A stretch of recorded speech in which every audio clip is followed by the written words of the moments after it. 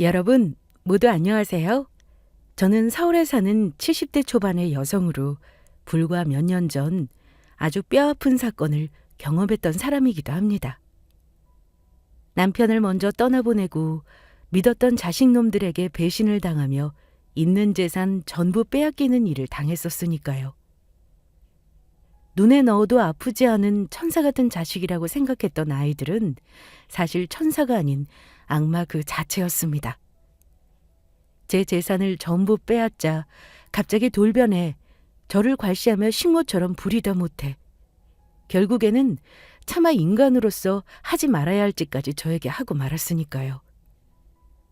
아직도 그 생각을 하면 이가 갈리고 눈에서 피눈물이 나오는 듯합니다.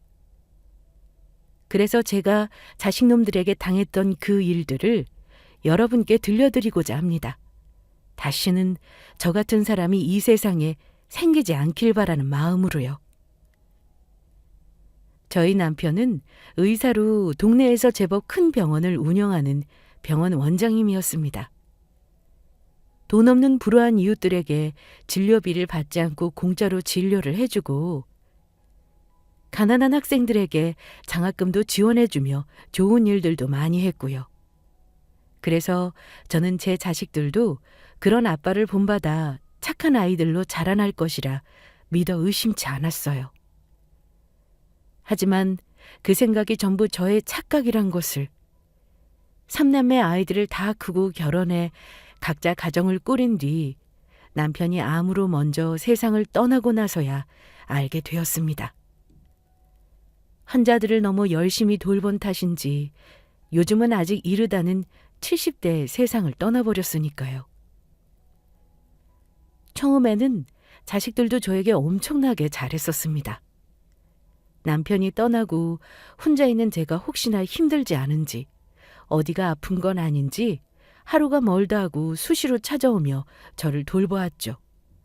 그러던 어느 날 제가 심한 몸살 감기가 걸린 적이 있는데 약을 먹고 취해 잠들어 자식들에게 걸려온 전화를 받지 못했던 것이 아니겠어요? 그러자 아이들은 누가 뭐라 할 것도 없이 바로 저희 집에 불이 나게 달려왔습니다. 그리고 아이들의 목소리에 놀라 잠이 깬 저를 보더니 첫째 아들이며 둘째 아들, 게다가 막내딸까지 저를 부둥켜 안고 울었던 겁니다. 엄마, 왜 이렇게 전화를 안 받아? 혹시 혼자 잘못된 줄 알고 깜짝 놀랐잖아. 맞아. 엄마 혼자 있다 잘못된 줄 알고 우리가 얼마나 놀랐는데. 아빠도 돌아가셨는데 엄마까지 아프면 어떡해. 절대 우리 먼저 두고 가면 안 돼. 맞아. 이젠 우리한테 엄마밖에 없다고. 다 커서 자식까지 있는 녀석들이 어린애들도 아니고 무슨 아직도 엄마 타령이야. 이제 엄마도 나이도 들고 언제 떠날지도 모르는데 그 나이면 이제 엄마 없어도 너희 삼남매 똘똘 뭉쳐서 잘 살아야지. 엄마가 없는데 우리가 잘 사는 게 무슨 소용이야. 그러니까 엄마 아프지 말고 우리랑 같이 오래오래 행복하게 살자. 난 엄마만 있으면 아무것도 필요 없어. 엄마만 있으면 된다고. 큰오빠 말이 맞아. 나도 우리 엄마가 세상에서 제일 좋아. 엄마 나도. 이 둘째 아들도 절대 잊으면 안 돼? 알았다 알았어. 아직도 이렇게 아이 같아서야 원. 엄마 열심히 운동하고 관리해서 건강하게 오래오래 너희들 곁에 살도록 노력할 테니까 너희들도 열심히 살아야 한다. 딱 지금만 같이 살아. 부모는 자식 행복밖에 바라는 거 없다. 전 그때까지만 해도 세상에 저희 자식들처럼 부모 위해주는 착한 아이들은 없다며 제 자식들을 아무 의심 없이 믿고 있었죠. 너무나 순진하게도 말이에요. 그러던 어느 날 자식들이 저에게 중요하게 할 말이 있다며 저희 집을 찾아오더라고요. 그러더니 저의 눈치를 보며 첫째가 먼저 조심스럽게 이야기를 꺼냈습니다. 엄마, 정말 미안한데 아빠가 물려주신 엄마목 재산이랑 해서 엄마 재산 전부 이제 우리한테 맡기면 어떨까? 엄마 나이도 있고 아빠 병원까지 팔아서 정리한 마당에 엄마 혼자 돈 관리기도 어려울 것 같고 이제는 우리 도움이 필요하지 않겠어? 그래, 엄마. 엄마가 나이도 있는데 이제 무슨 돈이 필요하겠어. 엄마가 우리한테 재산 전부 똑같이 나눠주면 매달 우리가 엄마한테 용돈 드리면 되잖아. 솔직히 엄마 그 많은 재산 굴리면 큰 돈이 될 텐데 아무것도 안 하고 가지고만 있는 거 너무 아까워서 그래. 그러니까 엄마, 이제 엄마 재산 전부 우리한테 맡겨주라. 앞으로도 우리가 잘할 테니까. 설마 엄마 우리 삼남매 못 믿는 건 아니지? 앞으로 엄마는 편하게만 있어. 엄마 재산 우리한테 나눠주면 우리가 다 알아서 엄마 잘 모시면서 뭐든 해드릴 테니까. 이참에 엄마 집 팔아서 그것도 정리해서 우리한테 전부 맡기고. 사실 엄마한테 내가 이야기 안 해서 그렇지. 나 요즘 조금 많이 힘들거든. 우리 회사 사정도 안 좋아지고 해서 사원들 하나씩 불러서 희망퇴직 들어갔대. 나보고도 나가라고 하네. 그래서 엄마가 재산 나눠주면 형도 그렇고 회사 관두고 우리 삼남매 같이 사업 좀 해보려고. 형이 괜찮은 사업 아이템 준비한 게 있나 봐.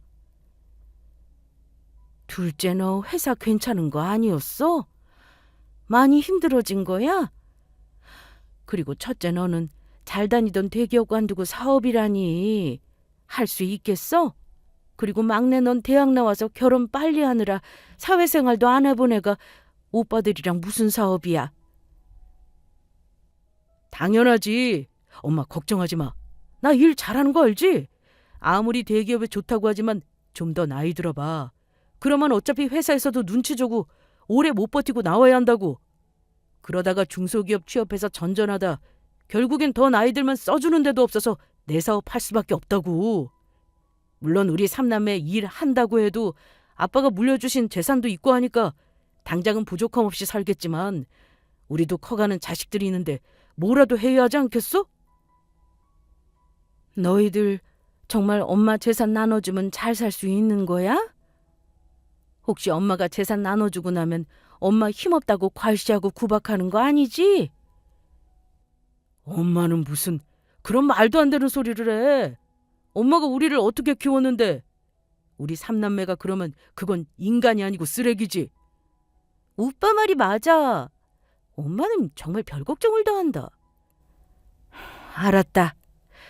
그러면 엄마가 생각해 볼게. 우와, 엄마 진짜야? 역시 우리 엄마 최고. 정말 고마워. 우리가 앞으로 엄마 평생 호강시켜 드릴게. 엄마 지금 한 말 진짜지? 엄마 걱정하지 마. 엄마 돌아가실 때까지 우리 삼남매가 엄마 행복하게 잘 모실 테니까. 아이들이 남편을 닮아 사람들을 사람 살리는 일에 관심을 두고 의사가 되었으면 좋았겠지만 자식 중 그 누구도 남편 하는 일에 관심을 가지는 아이들이 없어요. 남편이나 저나 저희 욕심보다는 아이들 행복이 중요하다는 생각에 특별히 의사라는 직업을 하라며 자식들에게 권하지 않았고요. 물론 남편 병원을 아이들이 물려받았다면 미래 걱정 없이 의사이만 하면 되었겠지만 지금은 그런 상황이 아니니 저 또한 자식들 걱정되더라고요. 남편이 자식들에게 물려준 유산이 있어 남들에 비해 넉넉하게 잘 산다고 해도 자식들에게 가정도 있고 하니 미래가 걱정되는 건 부모로서 어쩔 수 없나 봅니다. 그래서 결국 자식들 설득에 전 제가 살던 집까지 정리해서 자식들에게 제 재산 전부를 똑같이 나누어 주게 되었습니다. 주변에서는 그런 저를 말리며 아이들을 절대 믿으면 안 된다고 했지만 말이에요. 나이가 들면 손에 몇 푼이라도 쥐고 있는 돈이 있어야 자식들이 부모한테 함부로 못한다고 하더라고요. 하지만 전 그런 주변 사람들의 걱정에도 그 말을 귀담아 듣지 않았죠. 다른 자식들은 몰라도 천사 같은 저희 자식들만은 결코 부모를 배신하지 않을 거라 철석같이 믿었던 겁니다. 참으로 바보 같게도. 게다가 제가 집을 정리하는 조건으로 자식들이 번갈아 가면서 저를 데리고 있기로 했는데 서로 먼저 저를 모시겠다고 싸우는 자식들을 보면서 어떻게 자식들이 저를 배신할 거라는 생각을 할 수 있었겠습니까? 그때는 몰랐던 거죠. 제 지인들의 충고처럼 자식이라도 결코 믿으면 안 된다는 것을 말입니다. 그것들이 제 재산을 노리고 순한 양의 탈을 쓰고 저에게 잘해줬다는 걸 그때까지는 순진하게 저만 몰랐던 것입니다. 제 자식들이야말로 부모 재산이나 노리며 뭐든 하는 짐승 새끼들보다 못한 것들인데 말이죠. 그 사실을 재산을 자식들에게 전부 뺏긴 후 몇 달이 지나지 않아 깨닫게 되었지만요. 첫째네 집에 저희 짐들을 두고 3달에 한 번씩 자식들 집을 옮기며 생활하기로 자식들과 약속을 했었습니다. 저희 자식들 모두 약속대로 초반에는 저를 극진히 모시며 잘해주었고요. 늙은 사람이 집도 없이 계속해 사는 곳을 옮겨 다닌다는 것이 편한 일은 아니었지만 그래도 그때까지는 자식들 전부 저에게 잘하고 있었고 나 하나 조금 불편한 것 참으면 된다는 생각이었죠. 하지만 그 생각은 얼마 지나지 않아 바뀌고 맙니다. 제가 아주 땅을 치고 후회했으니까요. 제 재산을 전부 자식들에게 주고 나자 자식들 전부 저에게 대하는 태도가 점점 달라지더니 결국에는 저를 무시하며 구박하기 시작하더라고요. 무슨 노예도 아니고 하나같이 약속이라도 한 듯 저를 가정부 취급하며 부려먹었던 겁니다. 특히 맏아들인 첫째가 저를 가장 많이 괴롭혔습니다. 엄마는 이걸 지금 국이라고 끓였어? 우리 집에 얹혀 살면 어느 정도 밥값은 해야 할 거 아니야. 내가 언제까지 엄마를 봐줘야 하는데? 그게 무슨 말이니? 너희 아빠도 그렇고 엄마 친구들은 엄마가 끓여준 미역국 먹으면 다들 하나같이 맛있다고 하던데 뭐가 맛이 없다는 거야? 어떻게 매일 나한테 한마디도 질 생각을 하네? 됐고! 이따위 거지 같은 미역국 앞으로 안 먹을 테니까 절대 끓이지 마. 상위에 올려놓을 생각도 하지 말라고. 알겠다. 앞으로는 조심하마. 게다가 첫째 아들이 저를 무시하니 며느리랑 손주 녀석까지 저를 무시하더라고요. 아들이랑 며느리 눈치가 보여 나중에는 같이 식사도 못하는 상황이 됐는데 저 혼자 주방에서 밥을 찬물에 말아 김치와 먹고 있는데 며느리가 그런 저를 보더니 눈을 흘기며 대놓고 구박하는 거 있죠? 어머 깜짝이야. 어머니 지금 혼자 여기서 뭐 하시는 거예요? 식사를 하시려거든 우리가 안 보이는 방에 들어가 혼자 드시던죠. 무슨 도둑고양이도 아니고 몰래 혼자 나와 밥을 드세요? 제가 집안일 끝나면 되도록 제 눈에 띄지 않도록 하라고 했죠? 알았다. 미안하다. 다음부터는 조심하마. 오늘 하루 종일 한 끼도 못 먹어서 배가 고파 그랬어. 그놈의 밥 타령. 저 노인네는 언제 죽나 몰라. 아주 귀찮아 죽겠어. 밥 먹는 것도 꼴도 보기 싫다니까. 게다가 막내딸 집에 가면 듣기 싫은 잔소리를 하루 종일 들어야 했습니다. 엄마, 빨래를 어떻게 했기에 내 블라우스가 이렇게 된 건데? 이게 얼마짜리인 줄이나 알아? 이거 명품이라고. 어떻게 책임질 거야? 어떻게 책임질 거냐고. 그러게 내가 세탁소에 맡기라고 하지 않았니? 굳이 못하겠다는 사람 억지로 붙잡아서 시켜놓고 왜 이제와 내 탓을 하니?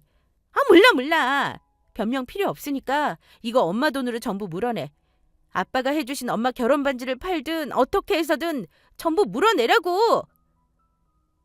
나는 그렇게는 못한다. 정 그럴 거면 앞으로 너희 집 살림 나한테 맡기지 말든가. 서럽고 서러운 나날이었습니다. 자식들에게 제 전 재산을 물려준 사실을 매일 후회하며 밤마다 얼마나 울었는지 모릅니다. 그러던 저에게 청천벽력 같은 큰일이 생기고 맙니다. 어느 비 오는 날 새벽 딸네 집에서 잠을 자고 있는데 딸이 자고 있는 방에 들어와서 갑자기 제 짐을 싸며 저를 내쫓았던 거죠. 엄마 미안한데 이제 그만 우리 집에서 나가. 엄마 짐 전부 싸서 그만 내 눈앞에서 사라지라고. 그게 무슨 소리니? 아직 첫째네 가려면 시간도 며칠 남았는데. 그게 아니고 솔직히 나도 이 정도 했으면 엄마한테 할 만큼 했다고 봐. 엄마가 준 재산만큼 그동안 나도 자식으로서 엄마 힘들게 모시면서 할 도리는 다 했으니까 앞으로는 우리 집에 올 생각하지 말고 엄마 알아서 살라는 말이야. 너 지금 그게 무슨 소리야? 언제는 내 재산만 주면 평생 나 모시고 잘 살겠다더니 매일 있는 구박 없는 구박 다 당하고. 네가 했던 말 그거 전부 거짓이었냐? 너 내 재산 노리고 그동안 나 속인 거였어? 엄마, 당연한 거 아니야? 엄마 재산 아니면 뭐하러 귀찮게 내가 엄마를 모시겠다고 했겠어. 이 고얀 것. 보자 보자 하니까 역시 그런 거였어? 너한테 줬던 내 재산 당장 돌려줘. 내 재산 전부 내놓으라고. 엄마, 이제 와서 그게 무슨 소리야? 내가 미쳤다고 엄마한테 받은 재산을 돌려주겠어? 한 번 주면 끝이라고. 그러니까 그만 내 집에서 나가줘. 그리고 다시는 찾아올 생각 말고. 엄마 나중에 아프더라도 여기엔 엄마 돌봐줄 사람 없으니까 귀찮게 우리 집 찾아올 생각은 꿈도 꾸지 마. 알겠지? 엄마가 찾아와도 내가 바로 내쫓아버릴 테니까. 저는 옷도 갈아입을 사이도 없이 제 짐이 든 여행 가방과 함께 딸네 집에서 쫓겨났습니다. 딸네 집 대문 앞에서 바닥에 주저앉아 땅을 치며 울었죠. 막내딸뿐만 아니라 제가 재산을 물려주자마자 돌변해 저를 무시하고 막대하는 자식들을 보며 저것들이 내 배 아파 낳은 내 자식이 맞나 하는 생각이 들면서 후회만 깊어졌습니다. 하지만 저의 시련은 거기서 끝이 아니었어요. 갈 곳이 없어진 저는 우산도 제대로 쓰지 못한 채 제가 지내기로 한 다음 순서인 큰아들 집에 가게 되었는데 큰아들 집 앞에서 엄청난 걸 목격하고 말았으니까요. 제가 살던 집을 팔며 저희 집에 있던 물건 중 살아생전 남편과 쓰던 아끼던 가구들을 큰아들 집 제 방에 두고 생활하고 있었는데 그 가구들이며 저의 옷가지며 물건들 전부가 큰아들 집 대문 앞에 도로변에 전부 나와 있던 겁니다. 그리고 가구에는 종이 한 장이 붙어 있었습니다. 전부 버릴 물건들이니 필요하신 분들 가지고 가세요. 안 가지고 간 물건들은 나중에 주민센터에 신고해 처리하도록 하겠습니다. 큰아들놈마저 저를 내쫓을 생각으로 저의 짐을 집 밖으로 전부 내놓았던 것입니다. 전 그만 너무 서럽고 화가 나 큰아들 집 배를 있는 힘껏 눌렀습니다. 주말이라 큰아들네 가족 전부가 집에 있다는 사실을 제가 알고 있는데도 모두 문 열어줄 생각을 하지 않더라고요. 그래서 내린 비를 쫄딱 맞으며 온몸이 젖은 채로 대문을 잡고 쿵쿵 두드렸습니다. 이 못된 것들! 어서 열어! 당장 이 문 열지 못하겠어? 언제든 내 재산만 주면 간이고 쓸개고 전부 줄 것처럼 그러더니 이게 뭐하는 짓거리들이야? 이게 니들 낳아준 부모한테 할 수 있는 재산인 거냐? 니들이 부모를 버리고도 사람이라고 할 수 있겠어? 그러고도 인간이냐고. 아이고, 내가 자식들을 억 키웠네. 저것들이 내 원수 새끼들인지도 모르고 금여옥이야. 내 인생 바쳐가며 키웠어. 그러자 대문 밖에서 우는 제 소리가 시끄러웠는지 첫째 아들놈이 결국 밖으로 나오더군요. 그래서 전 아들놈의 멱살을 잡고 온 힘을 다해 마구마구 때렸습니다. 이 나쁜 놈!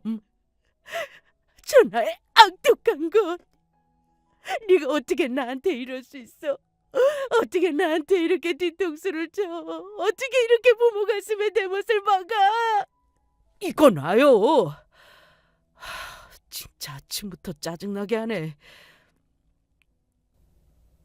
그나들은 저를 밀치며 뿌리치고 말았고 저는 중심을 못 잡고 바닥에 넘어지고 말았죠.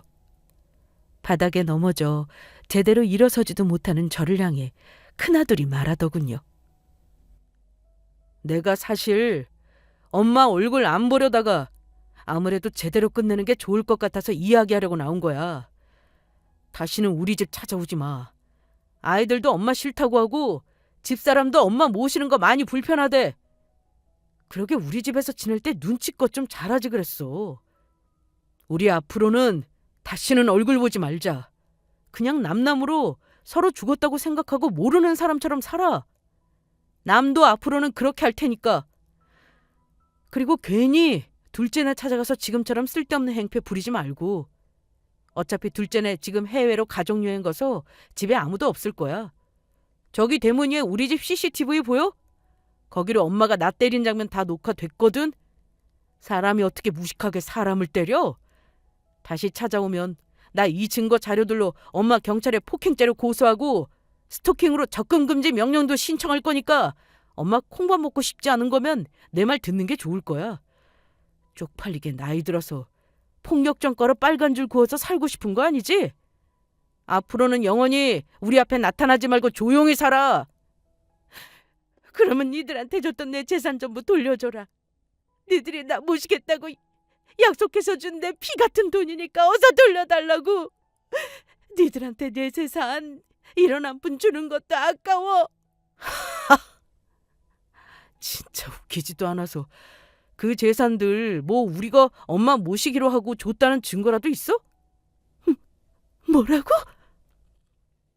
엄마 재산 우리가 엄마 모시기로 하고 줬다는 증거라도 있냐고. 엄마가 뭘 모르나 본데 증거가 없으면 전부 소용이 없는 거야.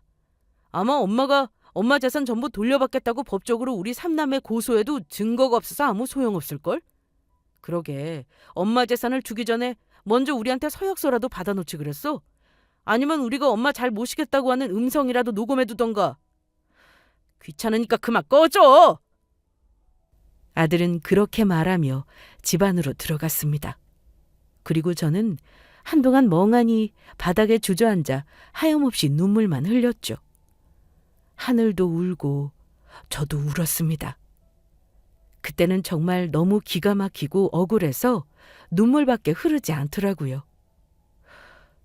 그런데 곰곰이 생각해보니 지금까지처럼 자식들한테 갖은 수모와 괴롭힘을 당하고 사느니 굶어 죽더라도 저 혼자 사는 게 낫겠다는 생각이 문득 들더라고요. 그래서 전 아들놈이 버린 제 짐들 중 필요한 옷가지들이랑 남편 유품이랑 앨범, 돈이 될 만한 것들을 챙겼습니다.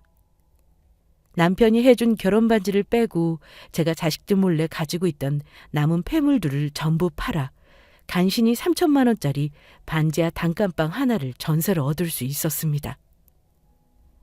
다행히 저에게 그때 몇 개 남은 폐물들이 있었거든요.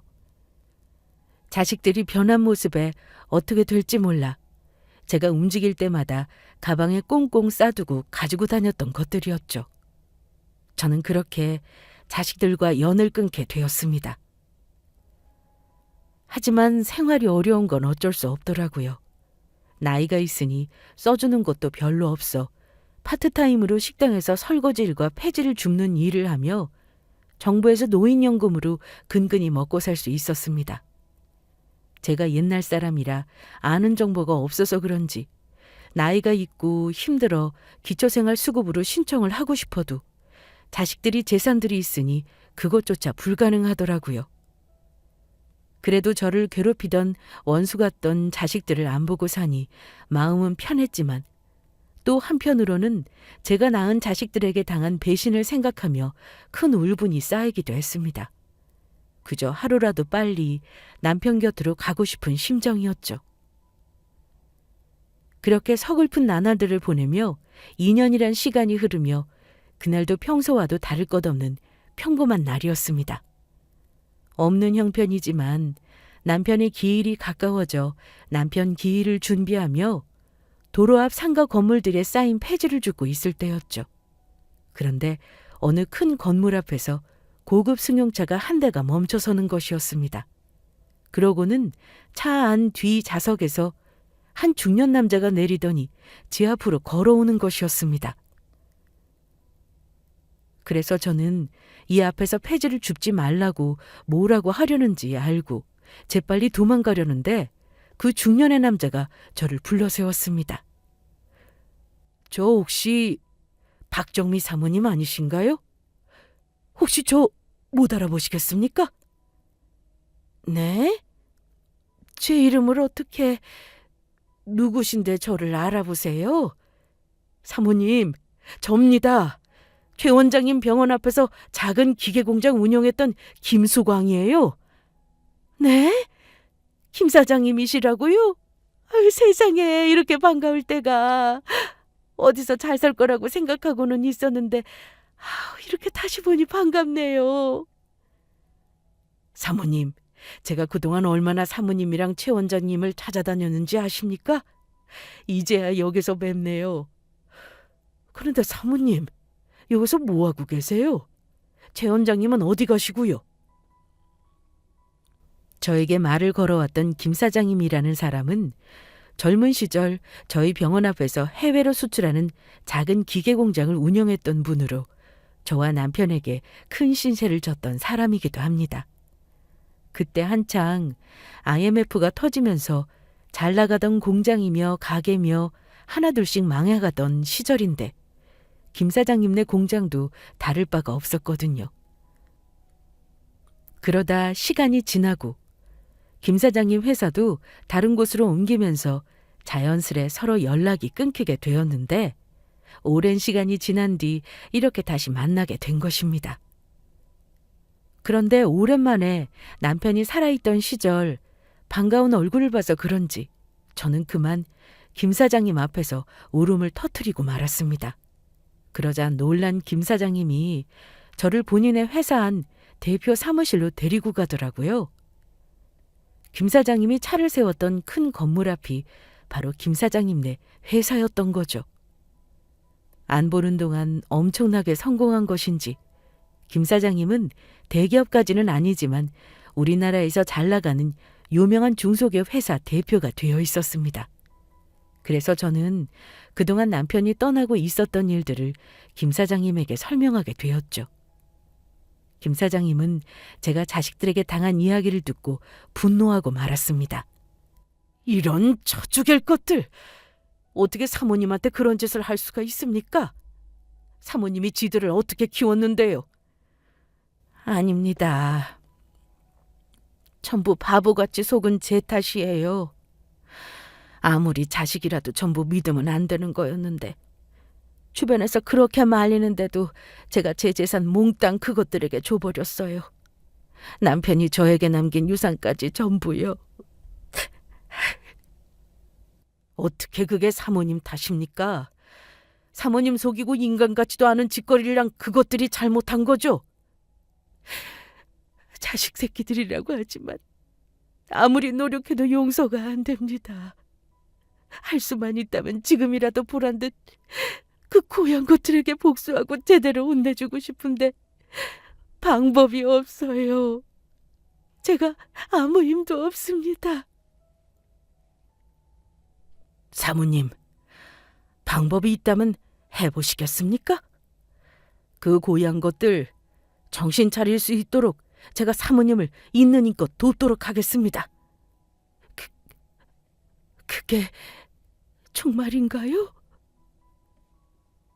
염치 없지만 그러면 제가 김 사장님께 부탁드려도 되겠습니까? 김 사장님, 제발 저 좀 도와주세요. 예, 기꺼이 제가 돕겠습니다. 그러니 사모님, 앞으로는 아무 걱정하지 마시고 저만 믿으세요.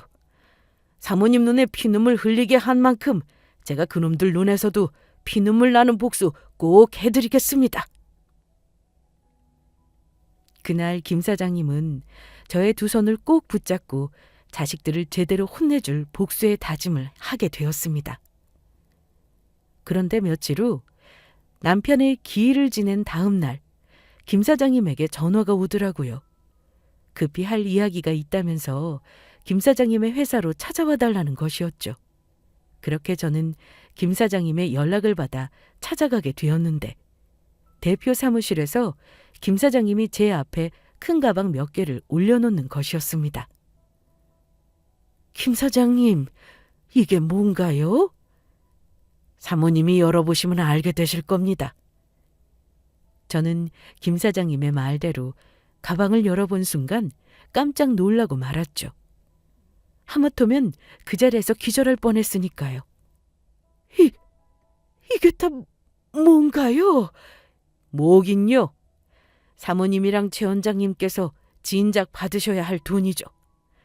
그때 저한테 분명히 저희 회사에 투자하는 거라며 큰돈을 빌려주시지 않았습니까? 그 투자한 금액의 배당금입니다. 그때는 1,000원 한 푼이 아쉬울 때라 바로 돌려드리지 못했지만 사모님과 최 원장님께서 저희 회사에 투자한 것 후회하지 않게 해드리자라는 마음으로 열심히 살았습니다. 그때 사모님과 최 원장님께서 저희 회사를 도와주지 않으셨다면 지금 제가 어떻게 됐을지 아직도 생각하면 눈앞이 다 아찔합니다. 저희 회사 사모님이랑 최 원장님이 살리신 겁니다. 그러니 이 돈들도 응당 사모님과 최 원장님께서 받아야 할 몫이고요. 그때는 남편이나 저나 받을 생각 없이 도와드렸던 건데 이렇게나 큰 돈을 정말 제가 받아도 되는 건가요? 그럼요. 제가 이래봬도 계산은 정확한 편이라 사모님과 최 원장님이 투자한 금액만큼 정확히 계산해서 드리는 거니 편하게 받으셔도 됩니다. 중간에 연락이 끊기지만 않았어도 좋았을 텐데 나중에 최 원장님이랑 사모님 만나면 돌려드리려고 제가 따로 관리하며 늘 준비해놓고 있었는걸요. 자식들도 부모 싫다고 버린 마당에 김 사장님께서 이런 도움 받아서 어떡해요. 정말 감사합니다. 감사해요. 그리고 사모님 자녀분들에 대해 조사해보니 자녀분들이 운영하는 회사가 자금 사정으로 많이 어려워진 것 같습니다. 초반에만 회사가 괜찮았는지 나중에 갈수록 매출이 하락하면서 지금 거의 10분의 1 토막이 난 것 같더라고요. 그래서 그 부분을 이용하면 자녀분들을 정신 차리도록 따끔하게 혼내줄 수 있을 것 같습니다. 사모님께서 제 계획에 따라주시겠습니까? 제가 뭘 어떻게 하면 되는 건가요? 그냥 사모님, 저만 믿고 그냥 따라오시기만 하면 됩니다. 김 사장님이 말한 자식들을 혼내줄 방법은 이러했습니다. 김 사장님은 저희 자식들 회사에 투자할 목적으로 만나자고 한 뒤 그 투자를 전부 취소할 생각이었습니다. 그리고 본인의 정체를 밝히고 저희 자식들의 어떤 잘못 때문에 투자를 취소하게 된 것인지 그 이유를 설명한 뒤 정신을 제대로 차리게 할 목적이었습니다. 그렇게 김 사장님은 저희 자식들과 투자 명목으로 몇 번 만나게 되었고 저희 자식들은 김 사장님이 정말로 자신들 회사에 투자해 줄 거라 철석같이 믿고 있는 듯 했습니다. 김 사장님이 저희 자식들 회사에 투자할 마음이 전혀 없다는 사실을 모른 채요. 그래서 김 사장님은 투자 이야기를 마무리 짓는 척 투자한다는 이야기를 취소하기 위해 저희 자식들을 김 사장님 회사로 부르게 됩니다. 그리고 저는 김 사장님 대표 사무실 옆방에서 김 사장님과 저희 자식들이 하는 이야기를 엿듣게 되었죠. 김 대표님, 이렇게 직접 회사까지 초대해 주시고 정말 감사합니다. 그래서 말인데 오늘 중요하게 하실 말씀이 있다는 게 어떤 건지 여쭤봐도 될까요? 혹시 저희 회사에 투자하기로 결정을 내리신 겁니까? 마음을 정하신 거냐고요. 그래만 주신다면 정말 고마울 것 같습니다. 기회만 주시면 저희 정말 열심히 해보겠습니다. 회사를 있는 힘껏 키워서 김 대표님 은혜에 꼭 보답하도록 할게요. 제가 세 분을 부른 건 그 이유가 아니고 아무래도 저희 회사에서 투자하기가 어려울 것 같아서 그 말씀을 드리러 만나자고 했던 겁니다. 저희 회사 말고 다른 투자처를 알아보시는 게 좋을 것 같습니다. 예? 이제 와서 그게 무슨 말씀인가요?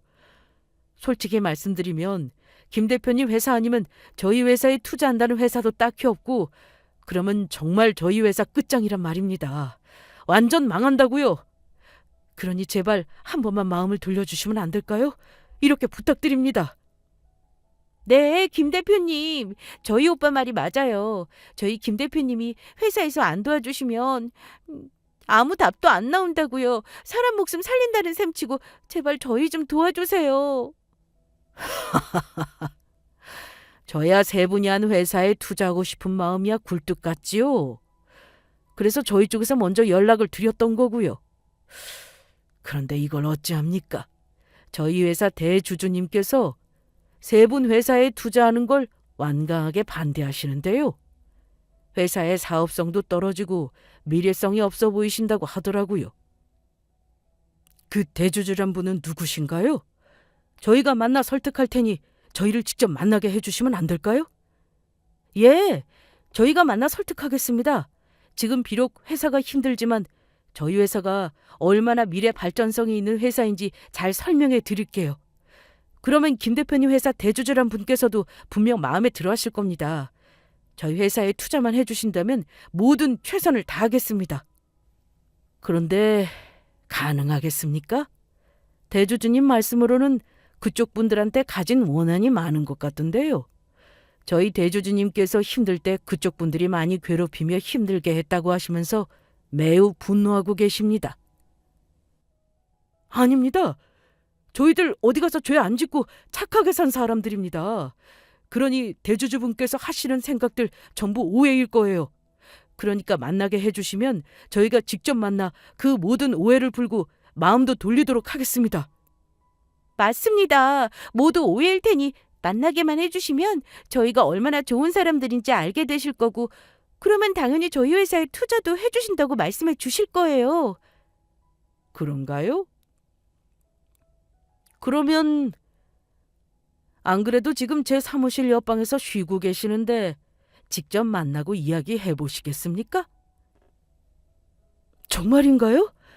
김 대표님께서 그렇게 해주시기만 하면 이 은혜 평생 잊지 않겠습니다. 김 사장님의 말이 끝나고 바로 인터폰으로 비서에게 이야기했고 이제는 제 차례가 되었음을 깨달았죠. 바로 김 사장님이 말한 회사 대주주로 자식들을 만날 저희 차례 말입니다.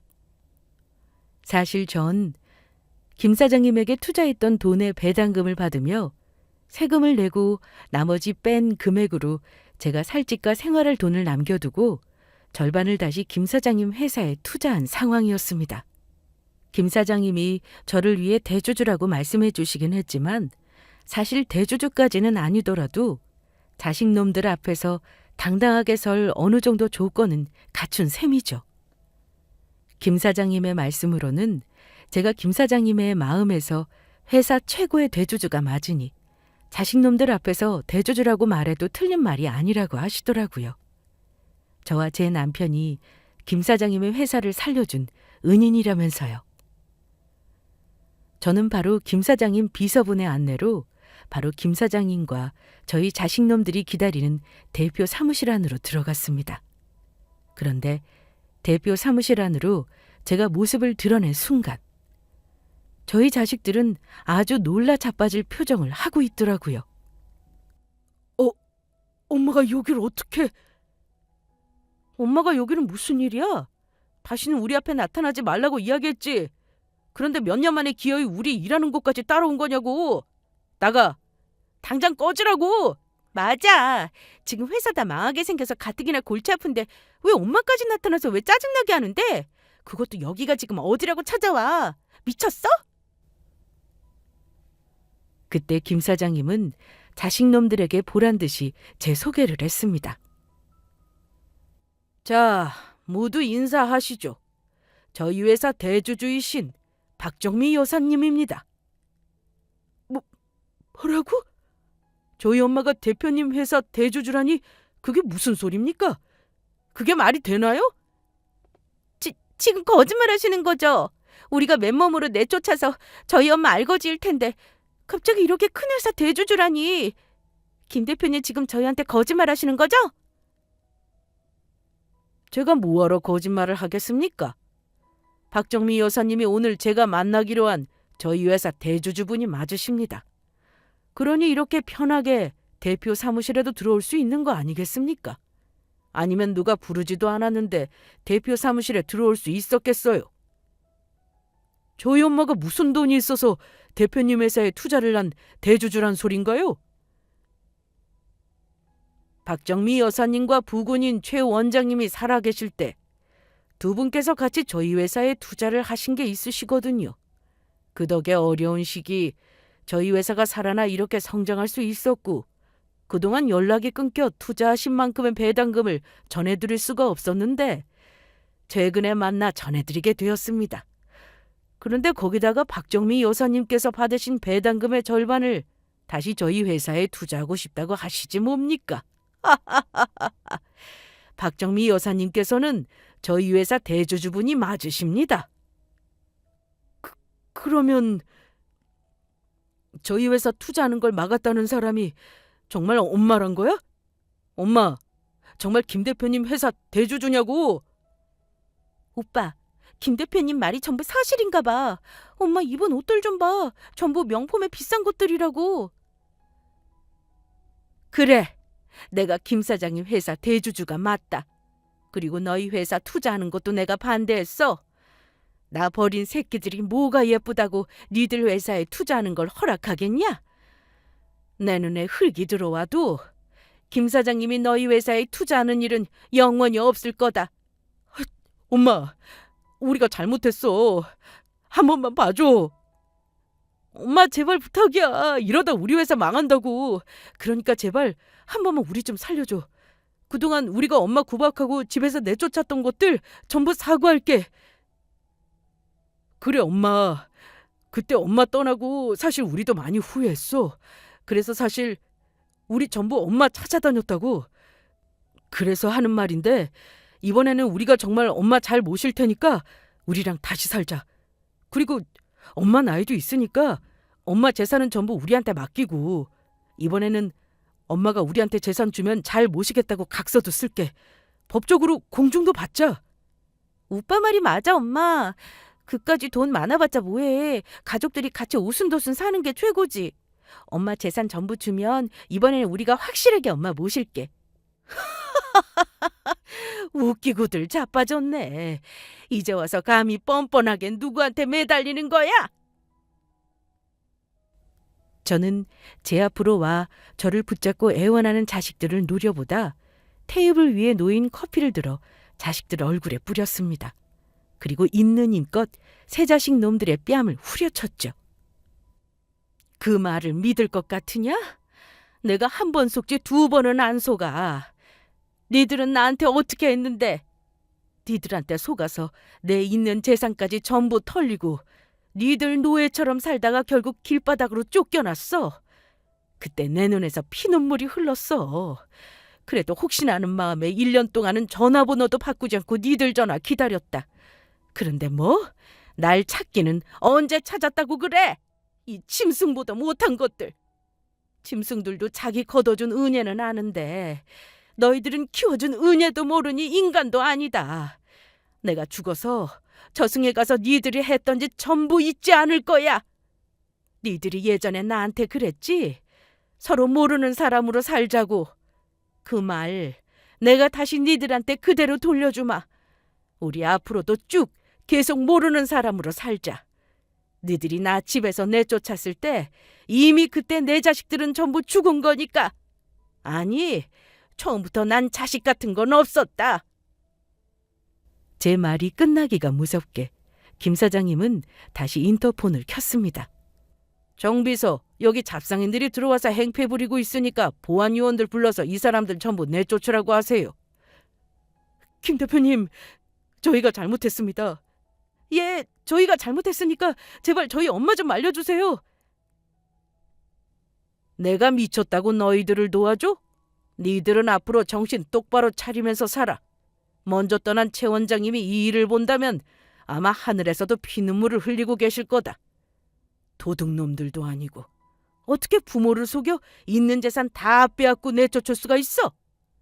그게 날공덕 아니면 뭔데? 니들은 네 부모한테 강도질이라는 폐륜을 저지른 인간 같지도 않은 것들이야. 어디 니들도 네 엄마가 대주주로 있는 회사에서 쫓겨나면서 쫓겨나는 그 심정이 어떤지 뼈저리게 느껴봐. 얼마 지나지 않아 대표 사무실로 보안 요원들이 들이닥쳤고 제 자식들은 보안 요원들에게 질질 끌려갔습니다. 안 돼, 이럴 순 없어. 엄마, 우리가 전부 잘못했어. 한 번만 봐줘. 이거 나! 우리 엄마 누군 줄 알아? 여기 회사 대주주라고. 니들 전부 말해서 잘리게 만들어줄 거야. 이거 나! 엄마, 제발 한 번만 봐주라. 우리 이러다 정말 길바닥에 나앉게 생겼다고. 전부 알고 지낸다고. 그렇게 저의 자식들은 김 사장님 회사에서 전부 쫓겨나게 되었습니다. 그 이후 자식들이 제 바뀐 전화번호를 어떻게 알았는지 제 휴대폰으로 연락해 저를 만나기 위해 여러 번 전화를 하며 며느리까지 저에게 문자를 보냈고 저는 바로 경찰에 신고했습니다. 그리고 다음 날 저희 자식들은 더 이상 저에게 접근을 못하도록 경찰로부터 긴급 응급조치 결정이 내려졌습니다. 스토킹으로 저에게 고소를 당한 것이죠. 하지만 자식놈들은 제가 고소를 한 상황에서도 정신을 차릴 생각이 없는지 저에게 계속해 연락을 하며 저의 집 앞까지 찾아왔다 다시 저의 신고로 구속영장까지 발급되어 결국 구치소행을 면하지 못했습니다. 게다가 회사 빚까지 갚지 못해 쫄딱 망하는 신세가 되고 말았죠. 그 후 자식들의 이야기를 친척들을 통해 듣게 되었는데 구치소에서 나온 후 셋 다 빚을 갚기 위해 일용직과 청소 일을 하며 힘들게 살아가고 있다고 합니다. 그런데도 정신을 못 차리고 김 사장님의 회사에 투자해 번 남편 몫의 재산이라도 저와 나눠 가질 목적으로 한동안 변호사들을 만나고 다니는 것 같았는데 이미 그 전에 제 재산까지 전부 가지고 간 자식놈들에게 법적으로도 돌아갈 돈은 더는 남아있지 않았습니다. 어떤 사람은 이런 저를 보고 매정한 부모라고 욕할 수도 있겠지만 자식들을 위해서도 전 제가 선택한 방법이 최선이었다고 생각합니다. 그렇게 당하고도 고생하는 제 자식들을 보며 가슴이 아픈 것도 사실이었지만 그럼에도 제 자식들을 이번 일을 계기로 정신을 차리게 하는 것이 더 중요하다고 생각했으니까요. 제 부모를 버릴 정도로 사람답지 않게 살 바에는 무엇이 옳고 그른지 깨닫고 고생을 좀 하더라도 사람답게 사는 법을 배웠으면 하는 마음입니다. 물론 사는데 돈이 중요한 것은 사실이지만 돈보다 사람이 되는 게 더 우선인 거니까요. 그래서 저는 죽으면서 제 재산도 자식들한테 1원 한 푼 물려주지 않을 생각입니다. 제 재산들 쓰고 싶은 데 쓰며 좋은 곳에 전부 기부해서 다 쓰고 딱 1,000만 원만 남겨놓고 떠날 생각입니다. 제 장례식 비용으로 말이에요. 자식들 일은 겪으면서 돈은 진짜 좋은 데 쓰는 것이 맞는다는 생각이 들었거든요. 그럼 제 사연을 이만 줄이도록 하겠습니다. 모두 끝까지 제 사연을 들어주셔서 감사합니다. 모두 평안하시고 행복하시길 바라겠습니다.